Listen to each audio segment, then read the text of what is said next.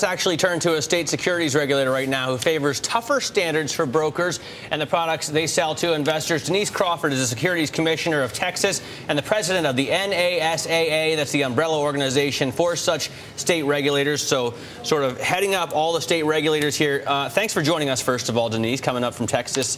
Let me ask you what you think about whether broker-dealers should have to follow fiduciary standard or suitable standards. It would seem to me broker-dealer, it's kind of like at the casino.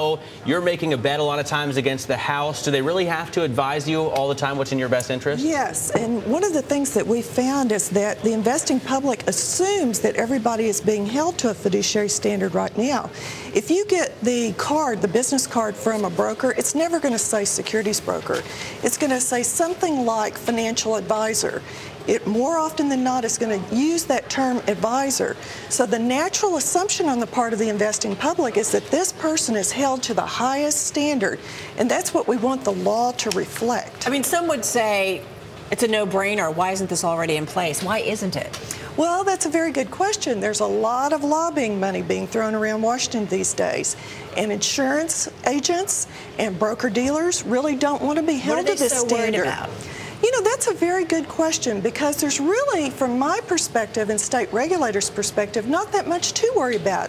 It's simply a matter of disclosing potential conflicts of interest and letting people know what it is they're getting into. So it's not really all that worrisome. All right, that kind of answers my question, because I'm thinking a lot of times investments are a bet that I want to make, and I need the bank, right, to take the other side of that trade. So it's kind of hard for them to play your fiduciary and also be betting against you at the same time. But you're saying as long as they disclose it, that's cool. Well, remember the Goldman Sachs situation when Congress was grilling Goldman Sachs and they were saying, look, you were on both sides of the bet, and the investors didn't necessarily know that? Well, if there had been a fiduciary standard that they would have been held to, they probably still could have done what they did, but they would have had to disclose where their interests lay. Isn't there still a lot of gray area out there, I guess, because I think opponents say, well, how do you determine what is best for a client? I mean, that's still out there. I think that the way you determine that is you disclose, disclose, disclose. This particular item may be best suited for you, but it costs more. Then the investor gets to decide. And remember, we're only talking about this fiduciary duty in connection with the giving of advice. If you're a broker and you're just executing a trade, it's still suitability. We're not going to change that. Congress is not going to change that. They're only going to change the standard if you're giving advice. What if you're dealing with a counterparty and you clearly think that you're on the right side of the trade here as the bank, right? So you just have to tell the counterparty, by the way, I think you're going to lose out on this, but I'm glad you're taking the other side of this trade for me. Absolutely. And of course, you'd want to document all that. That would be very, very important to document, because at the end of the day, when that trade goes through, people are going to want to know how it turned out and what you were told. Denise, it's Dominic here. I just have a quick question.